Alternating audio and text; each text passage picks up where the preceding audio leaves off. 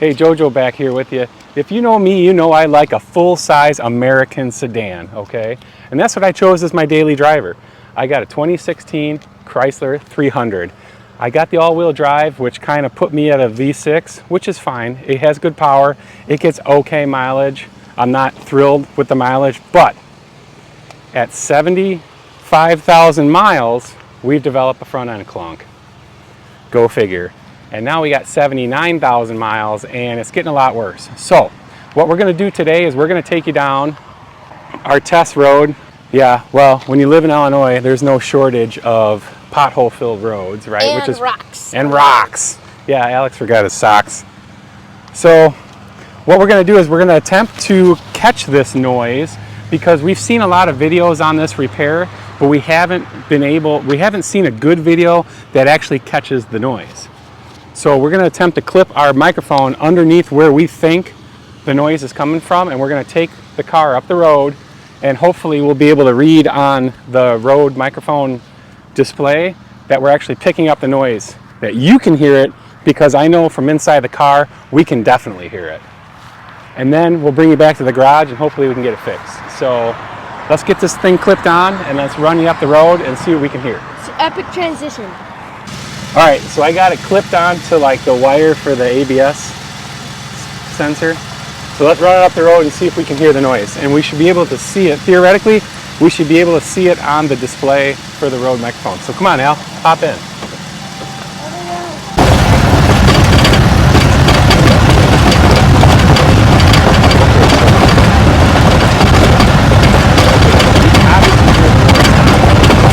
It should be pretty apparent on what is bad, because that noise, I think, was pretty loud.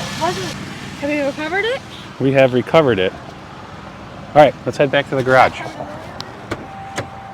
All right, so we got the car in the garage, up on the jack stands. I have the jack stands supporting the lower A-arm of the car, the lower control arm.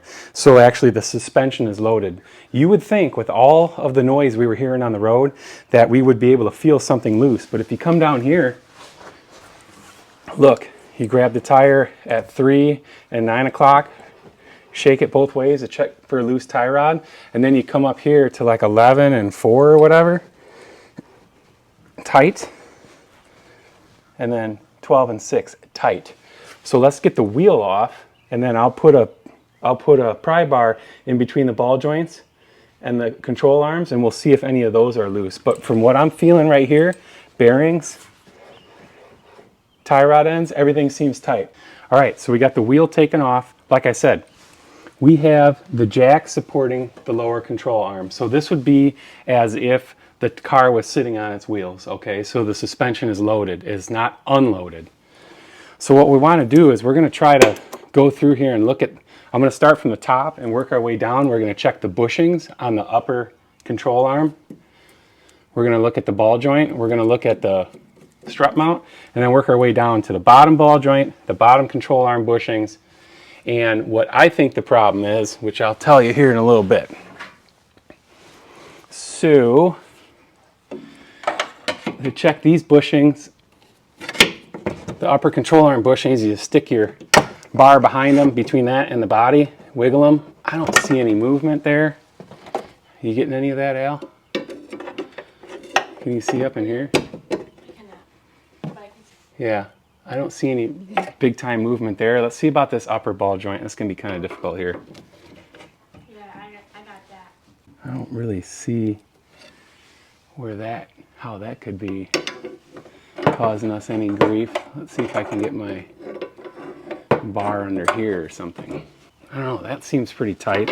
You would think it'd be super apparent with the amount of noise we captured, you know, that you'd be pulling that sucker all over. Let's try this lower A-arm or control arm bushing. That looks good. Tie rod looks good. How about this A-arm bushing? That's got a big rubber insulator there. That shouldn't make any noise like that. Yeah, see, everything's tight. I don't get it. So this leads me to one last bushing, the sway bar bushing. And I've heard that this has been a problem on these vehicles for a while. Come here. That leads me to this sway bar bushing. I don't see where it's loose, but I can see where it's kind of smushed over there, especially over there on that side. So the other thing too is the clunk is intermittent. So if you're like in a hard turn, the clunk goes away. And that is pretty indicative to having the suspension loaded up in a turn by the sway bar. So I'm going to pop this sway bar mount off, and hopefully we'll see like a spot in here, something where there's bare metal where it's been clunking. Of course, I put a bar in it. I can't get it to develop any play. Let's see if I can do it again here.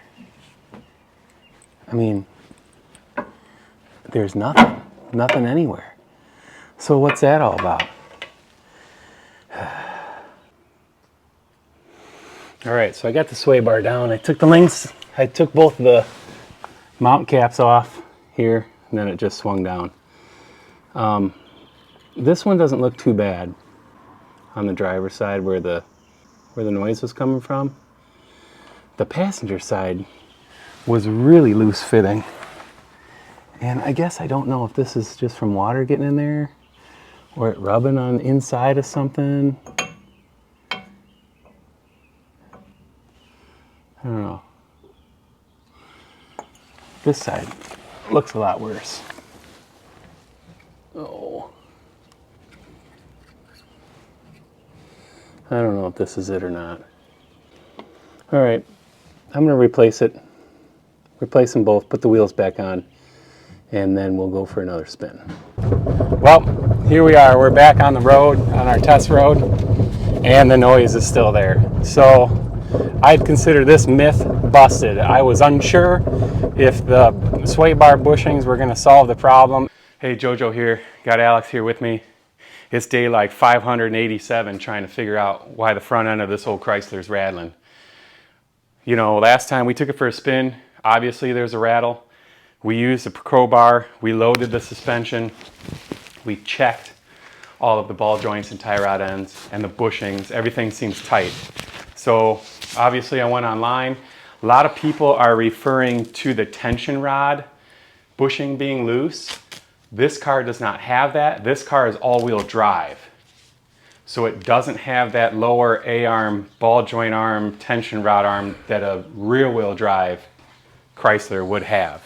About a year ago, maybe a little over a year ago, I put on new sway bar links. I put on the cheap ones because I think that's all they had at the time. I talked to the guys at O'Reilly's and they're like, yeah, dude, a new and improved design has come out since then, which is this one. It's greasable. It is a precision chassis product. Here is the part number. Of course, like everything else, it's still made in China. Hashtag not sponsored. Right. Hashtag China is not a sponsor, right, Hal? Mm-hmm. So we're gonna whip these hogs on. I did brakes this morning all the way around. Not that they were wore out, it's because the rotors were warped. And of course, I don't have a drum and disc turning machine, a brake lathe. So I went ahead, nobody wants to watch that anyway, right?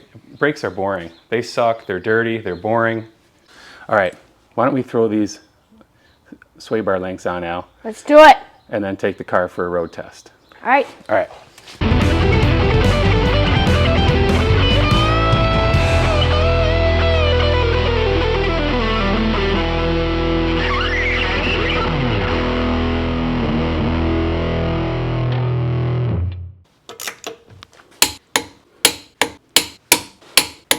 Well, you know, with any automotive repair, one of the most important parts is the test drive after you found the problem. And I think Alex and I found the problem, and we're going on a test ride again, which was the same road that we went on when we were diagnosing the problem. A lot of traffic today, huh, bud? Mm-hmm. Do you have your microphone on? Yep. Nice. Up here. Ooh, look at that GTO. I'd like to have one like that. That's enough. Okay, here we go. Oh.